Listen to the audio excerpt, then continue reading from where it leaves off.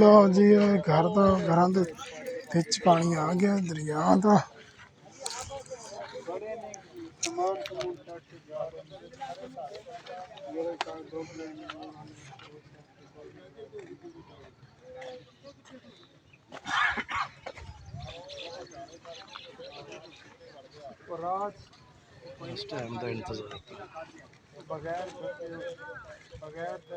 पानी की कार टुट गई है।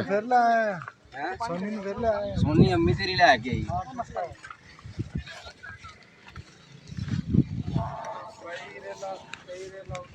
पानी की वैसे कुछ स्पीड अगे ना स्लो नहीं है। नहीं स्लो नहीं रुक गया आ गया पर मुंह कर लिया अगे एक बारी हुन परले पासे जा रहे हैं ना प्यारे भैया।